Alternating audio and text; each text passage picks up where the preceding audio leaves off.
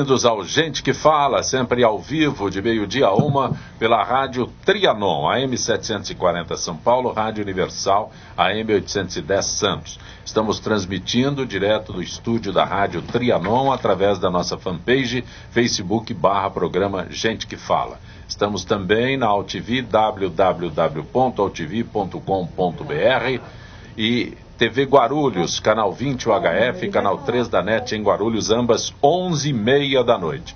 Acesse nosso blog, conheça nossos colunistas e colaboradores, gentequefala.com.br. Também à sua disposição o nosso WhatsApp 974012235 e o telefone aqui no estúdio da Rádio Trianon à sua disposição, 3289-3580. Participando desta edição de Gente que Fala, cirurgião dentista Dr. Marcelo Coixi, o Gadim, pronunciei corretamente, mais próximo. Coixi Gadim. Repete Coixi Gadim. Marcelo Coixi Gadim. Isso. Marcelo Coixi Gadim. O senhor é cirurgião dentista? Sim, especializado. Que é morfologista? Morfologista é o profissional especializado em anatomia, em morfologia. Sim. Né, no meu caso, segmento orofacial. O senhor é fundador da Sociedade Brasileira de Disfunção Temporomandibular e Dor Orofacial. Isso, a gente, não só eu, mas um grupo de profissionais que tomaram frente a fundar a Sociedade Brasileira, né? Então, sou um dos membros fundadores aí da sociedade. Também conosco, fisioterapeuta, sexóloga, Lela Monteiro. Lela, prazer tê-la aqui, Lela. Muito obrigada pelo convite, é uma honra, Zancopé, obrigada, Zenilda, Pedro e toda a equipe, estar nessa casa, né, estar com vocês em várias mídias, né? O programa aqui é multimídia. Você é fisioterapeuta, mas tem uma uroginecologia. Estou do lado aqui da minha mestra, que inclusive é minha médica, então tenho maior honra de colocar que eu sou fisioterapeuta uroginecológica. O que é isso? É a fisioterapia que cuida do assoalho pélvico dessas mulheres. Agradeço à Rádio Globo por permitir que você participe do nosso programa aqui na Rádio Trianon. Muito obrigada. Lá é sexo, imaginação e fantasia. Isso. Estou lá todas as terças e sextas, às 11 da manhã, às 9 da noite, mas é sempre uma honra estar aqui também na Rádio Trianon.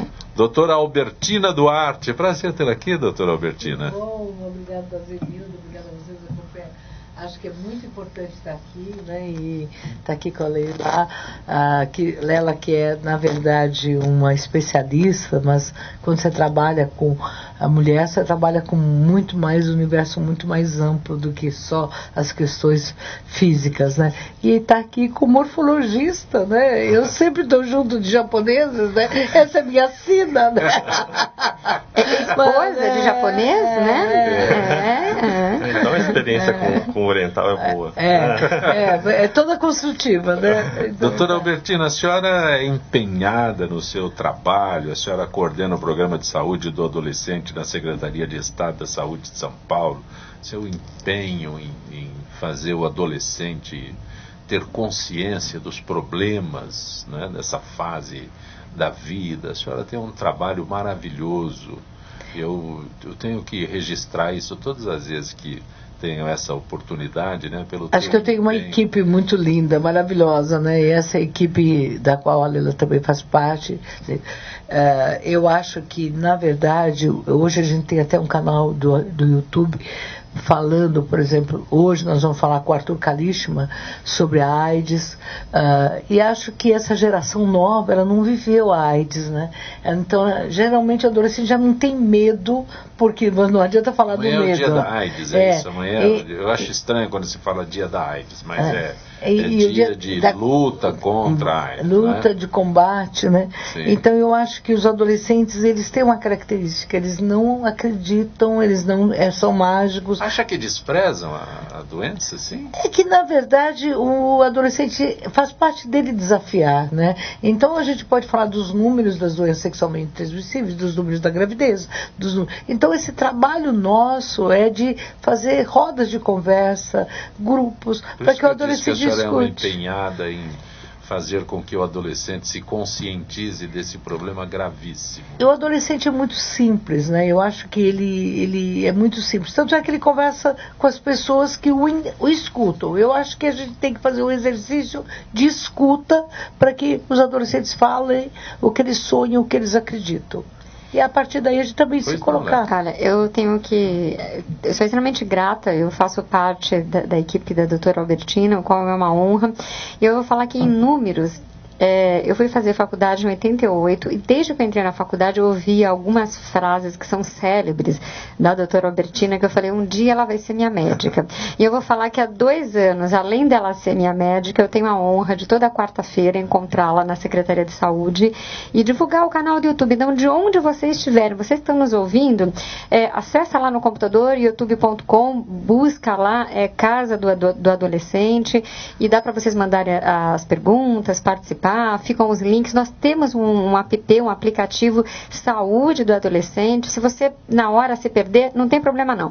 Entra lá no Google e coloca Saúde do Adolescente, Casa do Adolescente Estado de São Paulo. Procura a doutora Albertina, tem uma página no Facebook. Por que a gente reforça? Eu não sei, eu não acesso isso. Então, mas tem tudo isso. Por que eu estou reforçando isso, viu, Zé Copé? Eu tenho um filho também adolescente e falando do Dia Mundial, né, que será amanhã, da luta contra a doença, não é contra o vírus, mas a doença, sim. Que ela é bastante complexa. Os adolescentes não vivenciaram o que nós vimos nos anos 80, nos anos 90, né? Então, das pessoas definhando de AIDS. Hoje a pessoa, ela tem o HIV positivo e muitas vezes não tem sintoma. Então, é bastante grave, principalmente para essa nova geração aí, e a única forma de prevenir o HIV é usando o preservativo, é não negociando, tendo que usar o preservativo. Então vale porque os adolescentes têm a formação, têm a informação, mas precisa que isso esteja tão incorporado que na hora, quando a gente vai falar de sexo, podemos falar essencialmente da afetividade para ele imaginar. Eu sempre faço essa comparação. Um cirurgião abre a barriga de alguém sem luva? Não. Alguém sai num carro de alta velocidade sem um cinto de segurança? Não. Então por que nós já não vamos para essa intimidade com o preservativo? Imaginar que o preservativo não é para castigar, mas é para você ter mais prazer, ter tranquilidade. Eu gostei muito que o Dr. Saulo colocou ontem, nós estávamos numa roda de conversa sobre HPV, ele falou, sexo sem preservativo transmite DST e filhos também, né? Então, filho também vem, né? Filho é sexualmente transmissível, né? Não é uma doença, mas é sexualmente transmissível. Você vai lá pro bem bom e, de repente, tem uma surpresa que vem um bebê chorando alguns meses depois. Dona Albertina, a senhora percebeu como a senhora contagia as pessoas? Ela fez uma colocação maravilhosa aqui, só para falar boa tarde para a senhora. Edith Oribe, cirurgião plástica. Doutora Edith, prazer tê-la aqui. Prazer imenso, Zancopé. É um prazer muito grande estar aqui com vocês, queridos amigos e colegas. A Albertina, amiga de 500 anos, né, Albertina? A gente fez cursinho junto. Tiramos até uma foto da rua um dia. Acharam nós bonitinhas. Uma portuguesa e uma japonesa, lembra? Tiraram foto da gente. Mas essa proximidade com o oriental é fantástica. Desde o tempo do cursinho, né? É um prazer estar também com o japonês. É por isso que nós estamos de doutora Albertina. De Garça, da terra dele. Né? É um prazer estar aqui nesse programa tão fantástico, né? Com uma educação muito grande aqui para todo o público, né? Doutor Marcelo, Oi. O que a relação do estresse com DTM, o que é? Eu fico complicado para falar DTM, esse DTM termo. é a abreviação de uma situação clínica, traduzindo a abreviação seria disfunção temporomandibular. O senhor tem o hábito de pronunciar isso constantemente. E realmente não é uma palavra que soa muito fácil, né? Então a gente procura abreviar para DTM, que é uma situação clínica onde os pacientes se queixam muito de dores na face, dificuldade de movimentação da boca, abertura, fechamento, né? E ruídos nas articulações da mandíbula. E aí outras comorbidades vão se somando, né? E aí o diagnóstico é muito importante. né? Então, essa história de pessoas que rangem o dente ao dormir, eu, por exemplo, não, porque eu nunca me ouvi, né? Mas as pessoas que têm esse problema, parece que é um problema muito intenso, que causa consequências drásticas. Consequências drásticas. E aí o bruxismo, né, que é o bruxismo do sono, que é o problema de ranger os dentes durante a noite, é uma atividade muito prevalente hoje em dia em função da qualidade de vida das pessoas. É muito comum as pessoas terem um grau de ansiedade, depressão, o sono ficar um pouquinho conturbado. Não, eventos que possam atrapalhar a qualidade do sono aumentam a chance de episódios de apertamento ou ranger dos dentes durante o sono, né? Que a gente classifica como bruxismo do sono. Quem tem esse problema, como é o dia seguinte? Esse que é assim, pela manhã, né, a primeira refeição matinal, o desconforto ao mastigar, ou mesmo vai fazer sua higiene oral matinal, também um desconforto ao abrir a boca, a sensação de dor e pressão nos músculos da mandíbula e da cabeça também, na região temporal. Então, às vezes, as pessoas não têm essa percepção, falam, putz, o que aconteceu comigo durante a noite, né? Então, por isso essa relação de estresse com a DTM. Então, o estresse, assim, não existe essa relação direta, né, com a DTM, a gente não consegue, mas uma cascata de eventos no cotidiano da pessoa que leva ela a ter uma qualidade de vida talvez prejudicada, que aumente a situação de dormir mal, apertar os dentes durante o dia, né? Durante o dia também? Também. É muito, muito comum as pessoas, em momentos de concentração, ansiedade, na sua atividade doméstica, atividade profissional, no trânsito das grandes cidades, dentes apertados, cerrados um contra o outro, né? Isso traz uma solicitação, um sobreuso. Qual é a solução para isso, doutor Marcelo? Não, é um interesse. Eu estava dando um quadro aí que eu já fico preocupado quando eu digo que nunca rangi os dentes à noite, né? Tem que perguntar para quem está junto. Você está mudando muito de jeito. Durante a noite é difícil a gente conseguir fazer esse monitoramento. Então, um dispositivo, uma placa, né, é um meio de controle e proteção do sistema. Como placa? É uma placa acrílica, um aparelho acrílico, rígido. Eu uso, viu? Eu uso, nós falávamos lá atrás, eu uso placa há muito tempo, já usei todos os tipos e concluí, fiquei feliz que meu dentista está passando a placa certa, eu uso a placa rígida, porque eu devo apertar, acho que eu sou muito brava, devo apertar demais os dentes à noite.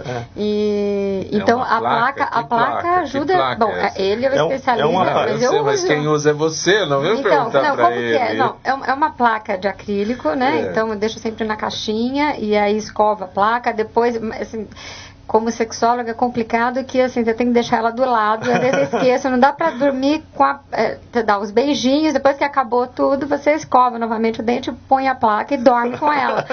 Não dá pra fazer nada com a placa, mas alivia bastante a musculatura da face. É um aparelho confeccionado pelo profissional especializado, né? E com a dimensão adequada, o formato adequado, a rigidez adequada e use durante o sono. É um meio de proteger e aliviar esses sintomas, né, desconfortáveis. Doutora Edith, a senhora é cirurgiã plástica, doutora Edith Oribe, nós estamos no dia 30 de novembro, né? O ano de 2017, a gente costuma dizer que já está batendo as portas. Eu posso procurá-la para ficar mais bonito já para esse Natal? Certamente, Zancopé. Tem jeito disso? Com certeza, dá para fazer muita coisa ainda. Bom, essa parte eu sei. Que tem muito reparo a ser feito, eu sei, mas quero saber se dá tempo. Não vai. Dá tempo sim.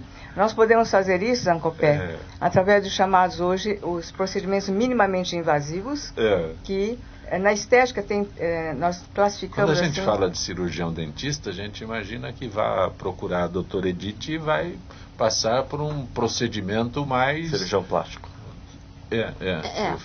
Cirurgia plástica. Então, na verdade, assim, desculpa. Procedimento estético, nós classificamos em 3 categorias: os não invasivos, os minimamente invasivos e os invasivos. A gente só tem ideia do invasivo. Todo mundo só tem ideia do invasivo. Sim. Corte e tal, Isso.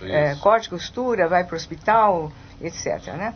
Mas isso eu insisto, porque este é o conceito que nós temos. É Quando verdade. se fala de um cirurgião plástico, já imaginamos assim uma cirurgia complexa. Complexa, né? Então, mas a senhora está dando detalhes assim de algo mais suave. Sim. Até.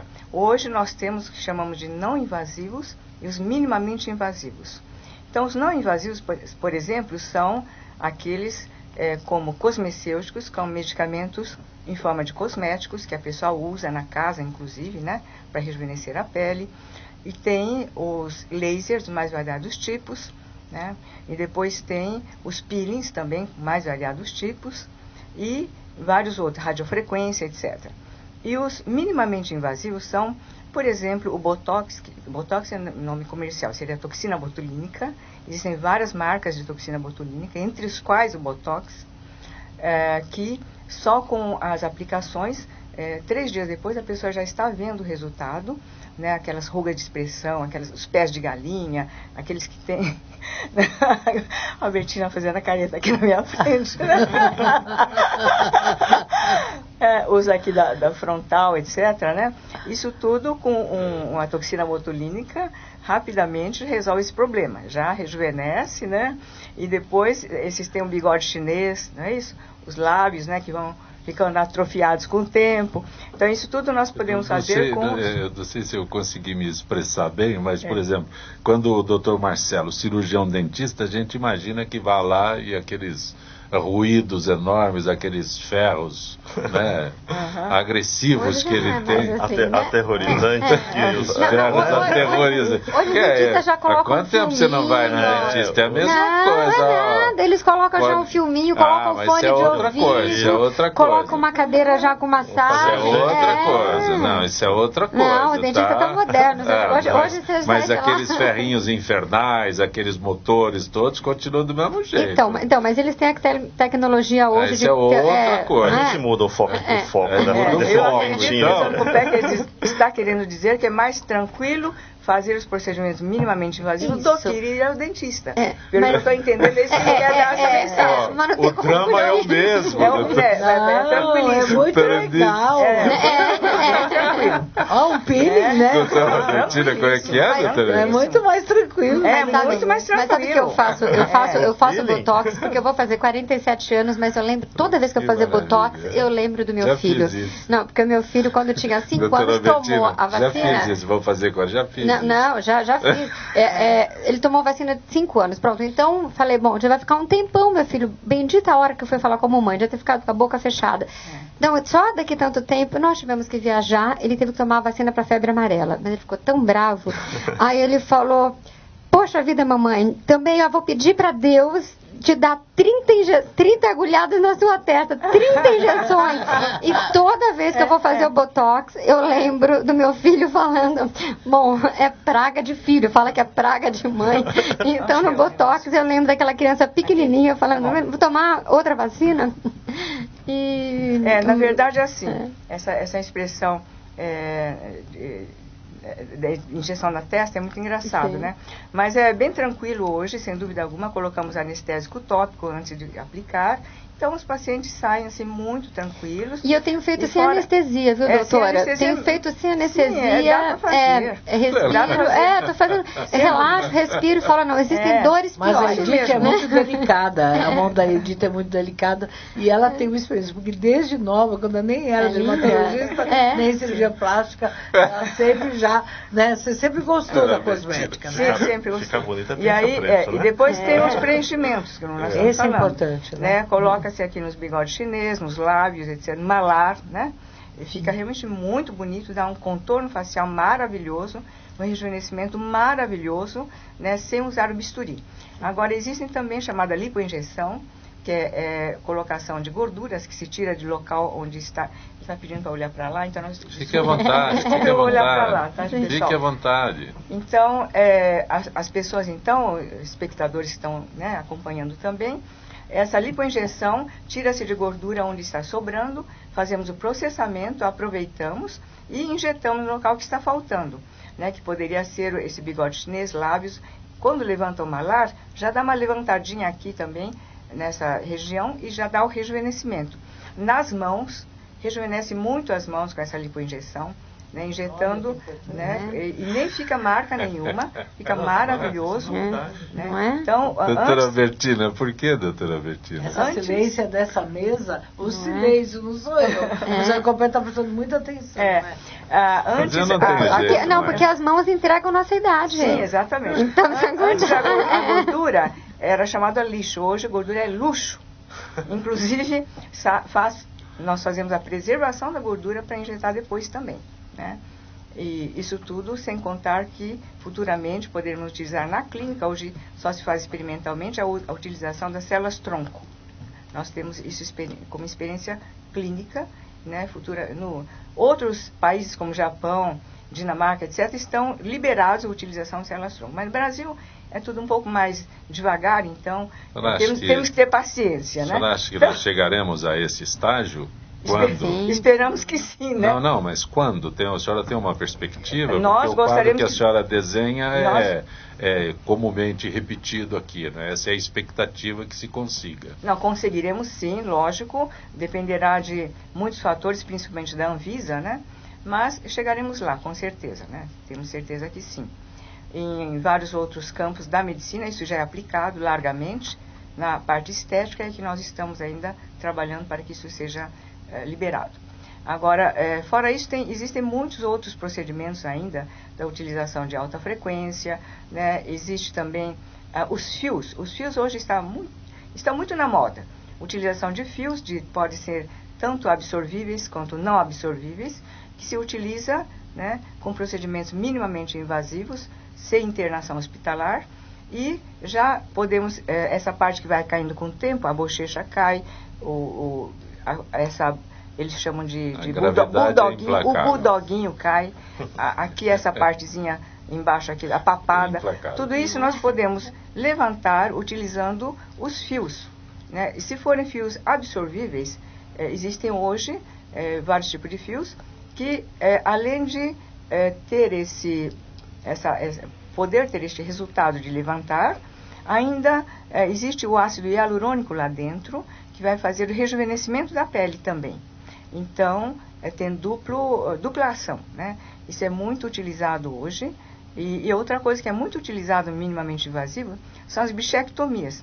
Demos essa palestra no último Congresso Brasileiro de Cirurgia Plástica, que foi agora em novembro, e a cirurgia plástica brasileira, nosso congresso é considerado o maior do mundo hoje, né? E o número de clientes que procuram cirurgia plástica hoje é campeão aqui no Brasil. A cirurgia plástica nossa é top no mundo, né? Então pode ficar felizes com isso. Quando nós vamos para fora darmos palestra no exterior, eles perguntam: de onde vieram? Brasil. Brasil, café, Pelé e cirurgia plástica. É assim que é considerada a nossa cirurgia plástica. Que maravilha. Doutor Marcelo, a da bochecha, que tem a ver o cirurgião dentista com esse, como é que é, bichectomia? Bichectomia, né? É a remoção de um corpo adiposo na parte interna da bochecha, o corpo de Bichat, que se chama, né? Então isso traz um contorno diferenciado aí para o perfil, para a bochecha. Isso é feito pelo cirurgião plástico? Pode ser feito pelo cirurgião plástico, pode ser feito pelo cirurgião dentista também. Né? Hoje... Na cirurgia plástica iniciou tudo isso, com esse da bola de Bichat, etc., e com vários autores que iniciaram essa utilização de fins estéticos, né? Que é a retirada cautelosa dessa bola de Bichat, deixando aquele rosto mais encovado, como a própria Angelina Jolie, a Madonna fizeram essa cirurgia, e dá um contorno muito mais estético, mais... Por que se faz essa cirurgia? Essa porque é a minha pergunta. Existe um conceito é só para ficar de mais estética, bonito ou é para... Para harmonização facial, né, do chamado triângulo de ouro, né? Esse triângulo de ouro é estético, que está dentro de um... É possível também, né? Então hoje a gente vê a remoção do corpo de Bichat, bichectomia, predominantemente com fins estéticos, né? Então Doutora Albertina está pensativa, está ela está pensando nas pensando suas o que ela vai fazer, né? Não, doutora Albertina. O que a amiga vai fazer, né? Está pra pensando ela. nas suas adolescentes? A senhora está Não, sempre não. pensando nos adolescentes, Não. Eu encontrando penso soluções que Eu eles penso nas não... mulheres de terceira idade também, né? Eu acompanho a adolescência da terceira idade. Depois dos 40, a isso. adolescência da terceira idade. Volta para a adolescência. Né? Volta para a adolescência.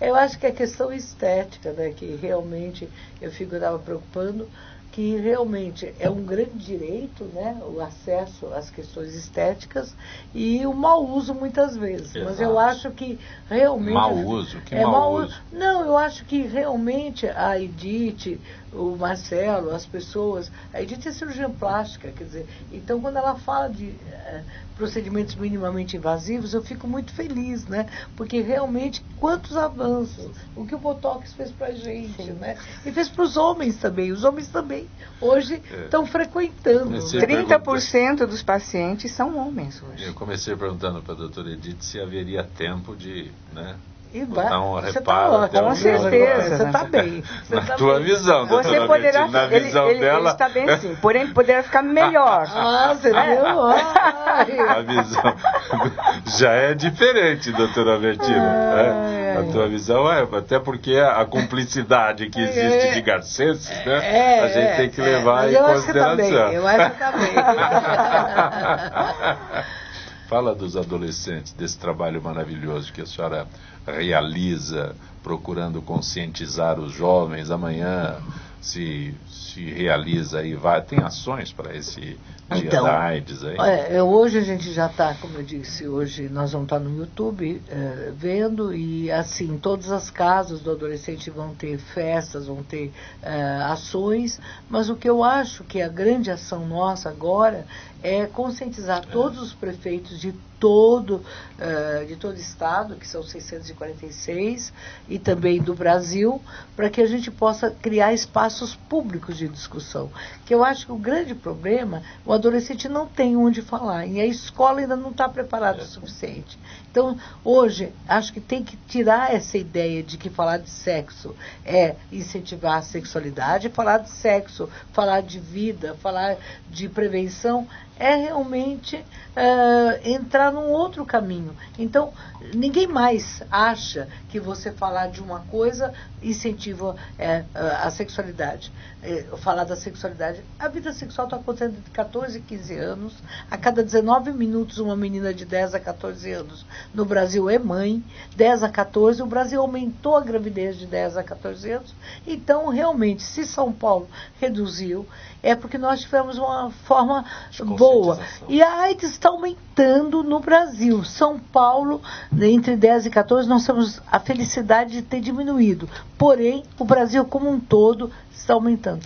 Veja, clamídia, gonorreia, sífilis, HPV, todas essas doenças estão aumentando. Então, por que acontece isso com um preservativo? Então, nós temos agora a vacina do HPV, que é um grande trabalho, e a vacina dos meninos. A gente vai querer que nessa questão de gênero, os meninos sejam participantes. A gente quer que o homem faça procedimentos estéticos. A gente acha que o homem deve participar, deve fazer prevenção.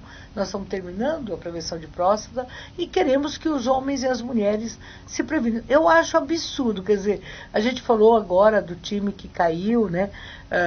Eu fiquei muito assim impactada com essa morte, todos nós ficamos, o Papa Francisco falou, todo mundo, mas eu acho que todo dia morre quantas pessoas por dia? Todo dia cai um Boeing de doenças que podem ser facilmente evitadas, né? Então, prevenção. Então eu acho que cada vez que eu falo uma pessoa morre, quer dizer, aumentar a sífilis no Brasil, sair de... nós estamos batendo todas as metas, aumentou. O Brasil está 13 vezes a mais da meta de sífilis, saiu de 1000%, houve aumento de grávidas com sífilis. Quer dizer, uma doença que pode tomar 3 doses de bezetacil, de penicilina. Quer dizer, então eu fico muito assustada. 450 mil pessoas tomando no Brasil, uma cidade tomando coquetel para AIDS. Claro que eu acho que todo mundo tem que tratar. Mas não precisávamos ter 450 mil. Então, 450, e quantas teremos mais tomando? Então, é nessa situação, não é porque é adolescência, é porque eu acho que a adolescência é um terreno muito bom para se plantar. Perfeito. Daqui a pouco eu tenho uma pergunta para Lela. Já, eu vou interromper você aqui, porque o que a doutora Albertina falou, eu sei que você vai responder, mas o meu contato é com o doutor Nelson Letísio, cirurgião plástico. Doutor Letísio, boa tarde. Boa tarde, Zancopé. Tudo em ordem? Tudo bem. Doutor Antes de mais nada, Zancopé, só uma observação. A doutora Edith está com você? Sim, doutora Edith Oribe. Doutora, um beijão, doutora. Beijão para você também, Nelson. Prazer. Olha, um grande prazer estar com a senhora, doutora. Um prazer é todo meu, Nelson. Zancopé, você está como expert em rejuvenescimento de face, em cuidados. Olha, você está bem assessorado aí. Nelson, chamar a senhora é uma tragédia. Chama de você. A doutora Albertina. E a doutora Helena estava falando, eu tenho um filho de 15 anos. Tudo que ela falou, a gente tem a preocupação com isso. Perfeito. Doutor Letísio, eu queria abordar contigo hoje plástica no nariz. É verdade que plástica no nariz é uma das mais procuradas? Veja, Zancopé, não que seja uma das mais procuradas, mas você tem na cirurgia nasal uma gama muito grande de procedimentos que você faz, desde a adolescência. Bom, a gente começa desde da criança que nasce com lábio leporino, fissura palatina, você começa, tá? Isso aí já inclui cirurgia de nariz. Aí você entra uma criança que tem desvio de septo, uma série de coisas que tem que ser corrigida.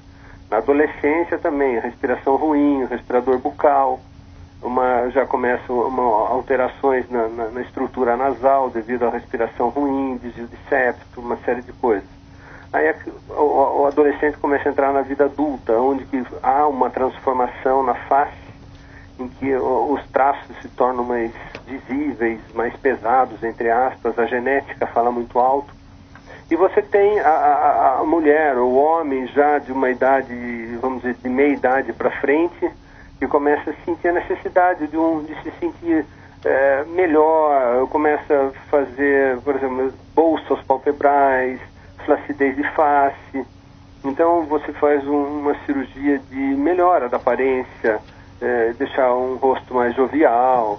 Aí o nariz começa a ficar um pouco mais pesado para o conjunto, porque com a idade os tecidos vão, entre aspas, escorregando, vão descendo, que a gravidade fica puxando todo mundo.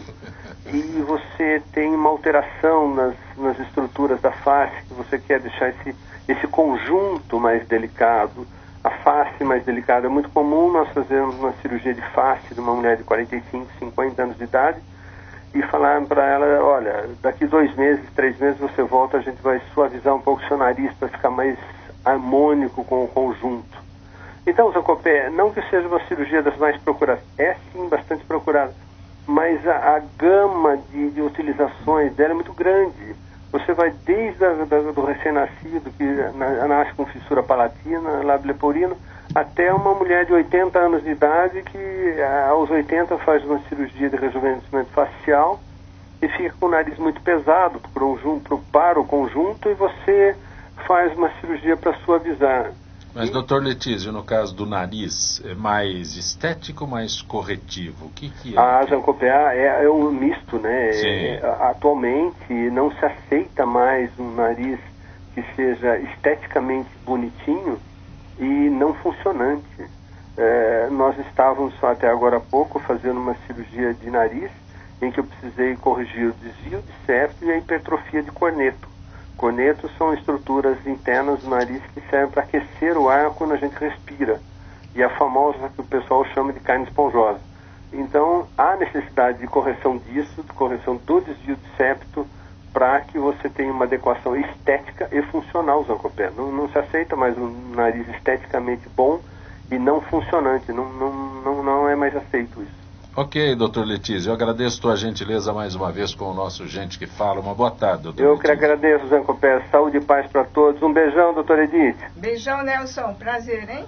Conosco hoje a cirurgiã plástica doutora Edith Oribe, o cirurgião dentista doutor Marcelo Coixi Ugadim, a ginecologista doutora Albertina Duarte e a fisioterapeuta, sexóloga Lela Monteiro. Lela, eu interrompi quando a doutora Albertina estava falando aí, mas ela usou uma frase, e no teu caso, você que se dirige e aborda este assunto, a doutora Albertina diz assim, parece que as pessoas pensam que falar em sexo incentiva.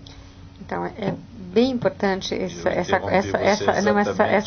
Você ia fazer essa abordagem. Porque quando nós falamos, você fala, o que é uma sexóloga, né? Primeiro que assim, hoje em dia existe uma formação em sexologia clínica, eu sou psicanalista, fisioterapia é minha primeira formação, depois eu fiz psicanálise, fiz um mestrado nessa área de terapia sexual, tenho uma especialização na PUC na área de abuso, violência e exploração sexual. Então, a sexualidade é um objeto de estudo constante na minha vida. E quando a gente fala de educação sexual, eu gostei bastante, voltando da fala onde nós estávamos ontem, onde um psiquiatra falou que ele nunca viu na vida dele, como médico, falar em educação sexual e as pessoas terem mais desejo. E eu concordo plenamente, quando a gente fala de educação sexual, geralmente brocha, ninguém sai de lá querendo fazer qualquer coisa, né? Porque a gente vai falar, quando a gente vai falar de educação sexual, a gente vai falar do quê?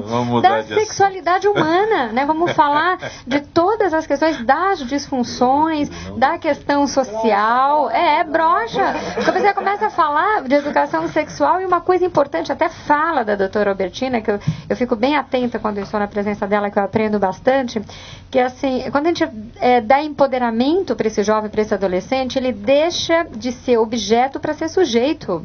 Ele decide. Então, é fundamental hoje que nós falemos em educação social em todos, educação social, educação sexual, em todos os nichos onde tivemos. Nas igrejas, no grupo de jovens, nas associações de bairro, né, nas salas de espera, dos consultórios médicos, dos hospitais, nas escolas. Eu fico inconformada como mãe, que em muitos colégios só tem, num único ano, na matéria lá do 5º ano, que é obrigatório cair na prova, aparelho reprodutor masculino e feminino. Só isso. Parece que tem lá o aparelho reprodutor de asinha e a pessoa... E ninguém fala do tamanho real, porque a vagina só tem 8 a 11 centímetros. Acho que se eu falasse isso, era o suficiente. Ficam falando que o ovário é do tamanho de um útero de uma pera e ninguém fala, a vagina tem 8 a 11. Você que quer ter 20 centímetros, diz... Pra quê? Né? Não há necessidade. Então, falta, além da morfologia, né, o Dr. Marcelo é especialista, de não ensinar só a ciência, mas de trazer esse assunto para outras áreas. Vamos fazer um concurso de redação, vamos lá ver na matemática, estatística, esses números que foi colocado aqui são números de guerra. Hoje não são só meninas que são abusadas, são meninas e meninos que são abusados. A estatística que a gente tem de menina, porque a menina denuncia, mas o menino tem vergonha, né? A questão do feminicídio no Brasil. Então, todas essas são questões da educação sexual. E, pelo que me consta, mesmo em lugares muito rígidos, nós todos nascemos aqui de um ato sexual. Né, seja ele de amor ou não, mas de uma intimidade. Então, nós temos lá aparelho circulatório, mas temos o aparelho ginecológico, uroginecológico. Então, precisamos falar disso com mais empoderamento, com mais potência, com mais carinho, com mais envolvimento. Podemos falar isso de uma forma delicada, elegante, sim, lá com os avós, com os tios, com os pais, com os primos, porque só dessa forma a gente vai evitar o abuso, só dessa forma a gente vai diminuir as DSTs, e somente dessa forma nós vamos criar, de fato, não nossos filhos, que eu acredito agora para os nossos netos, uma adolescência e uma humanidade mais autônoma e mais, de fato, empoderada. Porque falar de sexualidade, Zé Copé, para mim é falar de respeito, é falar de empoderamento, não é falar, nós estamos longe ainda de falar, não é banalidade. Gostaria de falar que falar de sexo é falar de prazer, nós estamos no básico ainda, de vamos aprender a se proteger para não ficar doente, para não ter filho antes da hora, para ter projeto social e para que a gente proteja, no mínimo. Aí me perguntam muito, quando das suas palestras, que eu vou muito em escola, em qualquer idade, desde o berçário podemos já falar em sexualidade para falar com o corpo médico, que às vezes tem essa retaguarda, que às vezes vai atender essa criança que veio abusada, com o professor, com o servente, com o pirueiro que vai buscar essa criança, com o pai, com a mãe, com os pais que são separados, às vezes essa criança vive com um avô, com a tia, né, para ver sinais de um abuso, porque às vezes essa criança, ela foi abusada e ninguém acredita, e às vezes ela é abusada pela pessoa que está lá para protegê-la. Então, tudo isso é educação sexual. Doutora Albertina Jaime, do Jardim Bonfilioli, pergunta à senhora se o vírus da AIDS poderia passar por algum processo de mutação e se tornar mais resistente. Na verdade, Passa por isso, já houve. Na verdade, essa é uma discussão, né, que todos os vírus, o HPV já tem 140 vírus, né, então eu espero que não, mas tudo em termos de medicina é possível. E acho que nós já podíamos estar trabalhando com a vacina do HIV. Eu acho que já é tempo que Está demorando muito? Está demorando mais do que eu gostaria, porque se nós temos a vacina do HPV agora, até a nonovalente, nós estamos com a quadrivalente e nós vamos ter logo no futuro a nonovalente, então eu acho que a vacina do HIV poderia ser. Jaime, eu acho que é um dos temores meus e eu espero que o vírus não se modifique e que a gente possa modificar a sua ação com a vacina do HIV. Você falou de vacina para HPV. Sim, mas para meninos, para adolescentes. Você lembra, Zancopé, quando eu estive aqui, a Zeluda lembra, quando lançaram a vacina do HPV para meninas, aí, inclusive, você me perguntou e eu disse assim, se eu estou contente, estou contente. Estou mais feliz agora, porque a vacina do HPV vai ser para meninos. E eu tenho certeza que o machismo que a gente vive vai fazer com que os meninos possam não ser tão discriminados. Porque quando foi da menina, vai incentivar. E do menino, os pais vão proteger. Então, uma grande oportunidade para a gente discutir. A vacina do HPV te protege para 4 tipos de HPV e enfraquece os outros.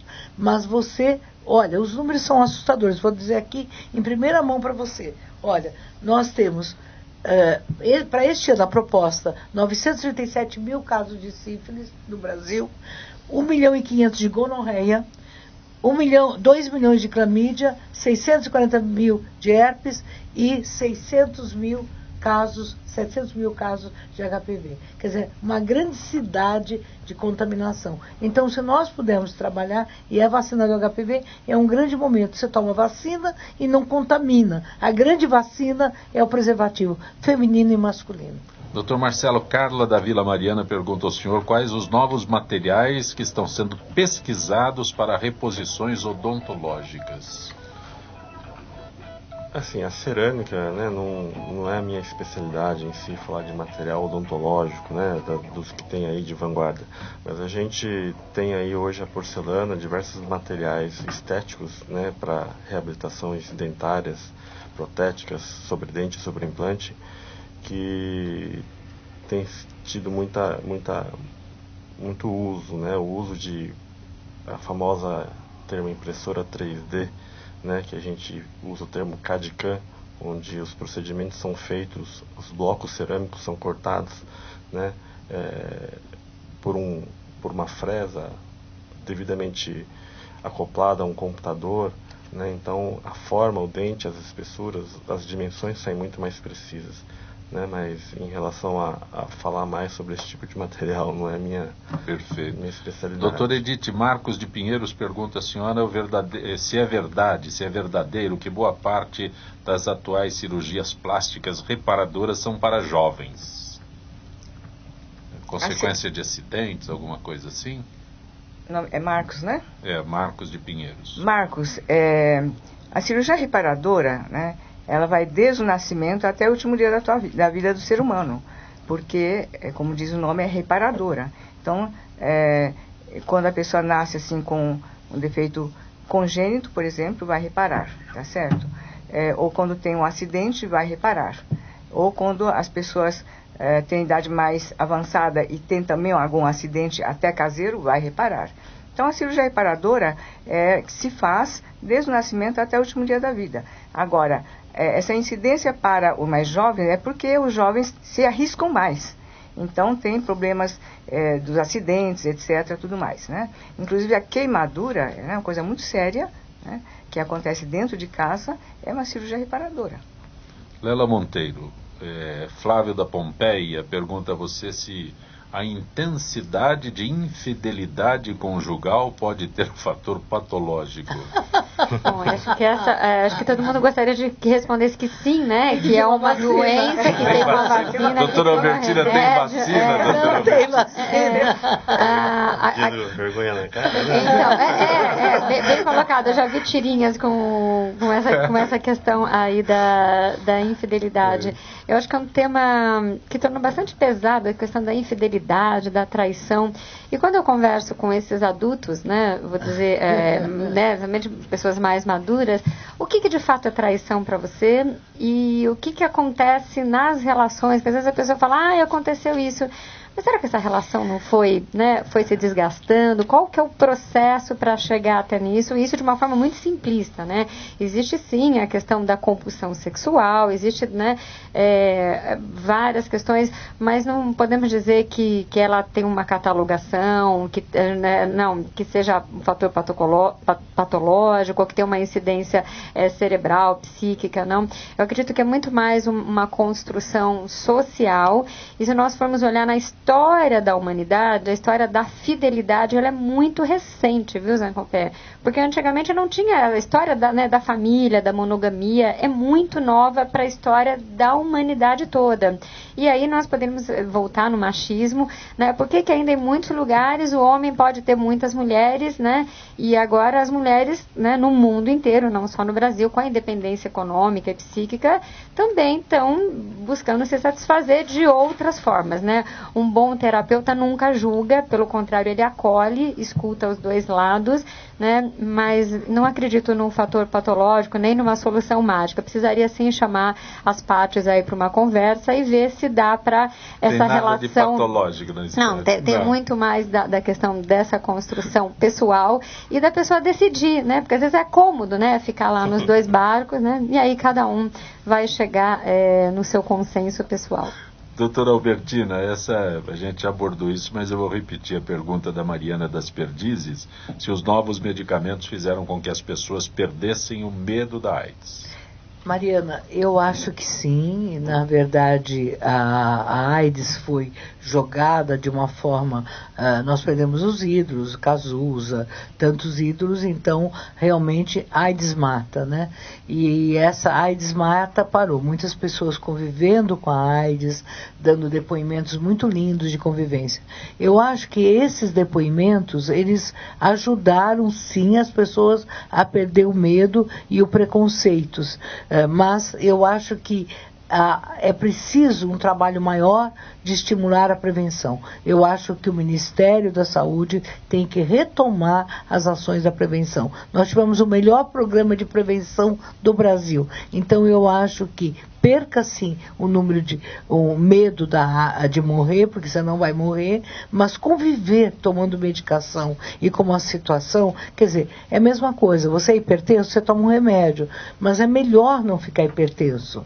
Você é diabético, toma uma medicação, mas é melhor que você possa ter toda uma história natural para não precisar desse remédio. Não é simples viver com o coquetel da AIDS. Os adolescentes e as jovens que tomam, eles abandonam e tudo. Então, realmente, acolho despreza, sempre. Muitas vezes param, não tomam. É comum que as pessoas, né, tenham lá uma prescrição e aí não... A senhora citou duas doenças que as pessoas têm que tomar o medicamento todo dia, né? Hipertensão e diabetes. Diabetes, né? É dificílimo. E aí, diabetes, eu já estou bom, eu não preciso mais. Sexta-feira é o dia terrível. É sexta-feira, eu digo, hoje eu vi um vídeo assim, sexta-feira é dia de balada, não é dia de comprar remédio, porque realmente é muito complicado. Quem tem AIDS às vezes vai tomar na sexta-feira e a farmácia está fechada. Quer dizer, no sábado esquece, quer dizer, não é que está a farmácia pública, né? Pode estar. Então eu digo sempre, 450 mil pessoas tomando medicamento, eu acho que é o acolhimento, é uma vitória, mas eu não queria que mais nenhum caso, são 40 mil casos de AIDS, né? E outra coisa, quem foi culpado nisso tudo, quem foi culpabilizado e quem foi violentado nessa história toda foram as mulheres casadas, porque a primeira causa de morte é AIDS em mulheres casadas com um único companheiro. Então mostra que a infidelidade pode causar uma doença das doenças sexualmente transmissível, e para as mulheres a AIDS. Então eu acho que se você vai para fora do casamento, usa camisinha, e dentro também usa, porque aí você fica tranquila. Né? Sabe que eu gosto de uma colocação, eu tenho falado, e falei que eu sou uma aprendiz da doutora Albertina, eu falo para as mulheres que, mas como, não, mulher moderna é assim, você usa o preservativo porque você vai ficar com um cheirinho rosa, você não vai ficar com aquele semi escorrendo, né? vai ficar fresca, né, propaganda, não vou poder dizer a marca, então você fica sempre fresquinha o dia todo. Usa o preservativo, já usa isso como hábito, não é nada disso, eu falo, eu sou uma mulher moderna, eu uso o cinto de segurança e eu uso o preservativo em todas as relações para ficar com um cheirinho rosa. Doutor Marcelo, se é verdadeiro ou não que as disfunções mandibulares, né, Sim. mais comum em mulheres? A prevalência maior em mulheres. Né? Não se sabe ao certo se tem alguma relação com o gênero, né? Mas as mulheres são sempre mais queixosas de dor também, né? De alguns tipos de dor. Não Nós estamos em minoria aqui, hein? Nós vamos mais ao dentista também? As mulheres vão mais ao dentista? Essa situação onde a mulher tem um cuidado maior, ela procura mais uma ajuda profissional. Isso é mais uma questão de consciência talvez do sexo feminino, de se cuidar, enquanto nós, os homens, deixamos por conta dela. Parece que os homens têm medo, né? De dentista, de médico, de tudo, né? Mas os bons trabalhos... Parece, né? Tem, né? Parece a bondade. É muito difícil mandar eles para fazer algum exame de saúde, né? Tem que ficar empurrando. Já tem um sintoma, né? E nos bons trabalhos científicos não demonstram, assim, numa população, numa amostra controlada, que o gênero, né, também prevalece mais nas mulheres, mas a gente não sabe ao certo. Perfeito, o né, motivo. o motivo. Agora, desculpe. Não. Pois não. Agora, é muito importante ressaltar que o diagnóstico do quadro de disfunção temporomandibular é fundamental. Né? Muitas vezes a odontologia aí traz terapias mirabolosas aí com aparelhos ortodônticos, reabilitações, correções de altura, posição dos dentes. Tudo isso, hoje em dia, os bons trabalhos demonstram que não são importantes, não têm sua relevância no tratamento da disfunção temporomandibular. Doutora Edith, é real que os orientais procurem ocidentalizar as pálpebras? Tem 1 minuto só para a senhora contar isso. Zancopé, isso é verdade. 50% dos orientais nascem com a dobrinha, né? A dobrinha é uma dobrinha que tem em cima dos olhos. E 50% nascem sem essa dobrinha. Os que nascem sem a dobrinha têm aqueles olhos menores, com a fenda palpebral menor, com o olho mais inchado, então fica com aquele olhinho mais fechadinho.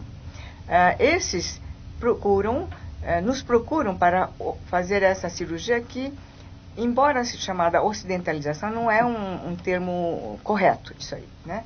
Porque os orientais também têm este sulco. Eles procuram principalmente para ficar com aspecto do oriental que já nasce com o sulco. É isso que se procura. Isso é feito com uma incisão e se faz essa dobrinha. É uma cirurgia tranquila, de 1 hora mais ou menos, com uma recuperação muito rápida também, e que, como resultado, dá aquele olhar muito mais estético, muito mais bonito, maiores, mais expressivos, com harmonia maior na face. Não temos mais tempo. Só uma coisa, Lela, a sexualidade do brasileiro é problema de saúde pública? Ai, meu Deus, vou respirar fundo. Eu acredito que sim, que nós precisamos dessas políticas. Estamos diante, né, de uma mulher da política pública. Eu acredito demais. Eu gosto muito das políticas públicas do Brasil. Não acho que falta política pública. Eu acho que o governo de São Paulo está de parabéns. O que nós precisamos é que expanda, é que continue. Entre os novos prefeitos, que continuem.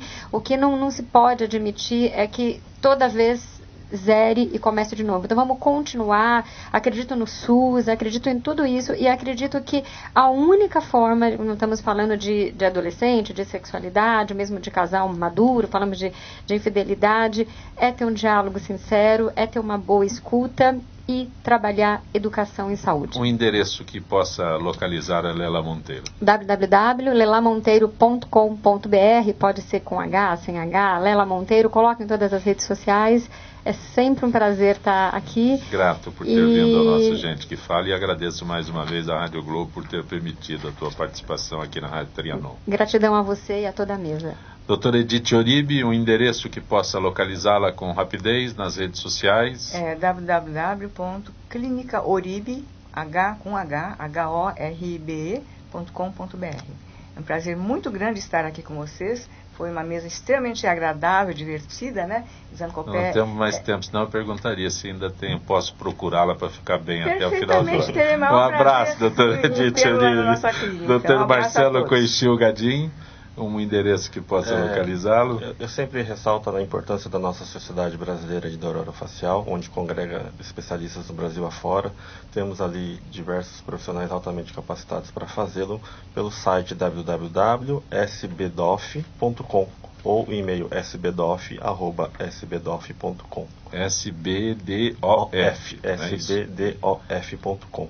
Grato por ter vindo ao nosso Gente que Fala. Muito obrigado pela presença. Doutora Albertina Duarte, a senhora está sendo muito agradável recebê-la, a senhora sempre enriquece a nossa mesa. Grato. Olha, eu vou pedir vou fazer uma divulgação.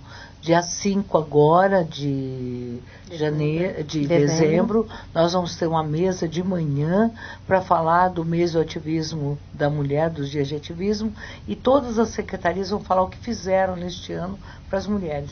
E vamos dizer o que acontece nas mulheres da América Latina também. Onde vai ser? Vai ser no pátio do colégio, na Secretaria de Justiça do Auditório Franco Montoro, e a Simoni vai cantar, ela fez uma música contra a violência, vai cantar. Mas nós vamos lançar também um vídeo, Agressão Não É Amor. Então essa agressão não é amor que foi feito no estádio do Palmeiras. O Palmeiras é campeão, embora eu seja santista, então tá a toda, né? Palmeiras. E a gente vai lançar o aplicativo também, são duas coisas. O aplicativo contra a violência da mulher. Então eu estou convidando todo mundo, dia 5, eu quero que estoure. Então dizendo que todo mundo com medo. Olha, eu já assisti, é demais, é impactante. Das 9 até 1h. Grato. Então vamos cobrar, e quem não for pode mandar sugestão, né, para que a gente faça com que os secretários todos assinem esses pactos de políticas públicas para a mulher. Gente que Fala tem a direção geral do jornalista Fausto Camunha, diretora de produção Zenilda Salvato, redação Pedro Esquiavon, produção cultural Ricardo Godoy. Na Rádio Trianon, Benebenê, Cléo Rodrigues, Neildo Neres, Ricardo Valim. Na direção da TV Guarulhos, Fernando Mauro. Na direção da UTV, Alberto Luquete. Na técnica, James Eduardo, Paulo Afonso e Iago Matsumoto. Estaremos de volta amanhã, meio-dia. Gratos, até lá.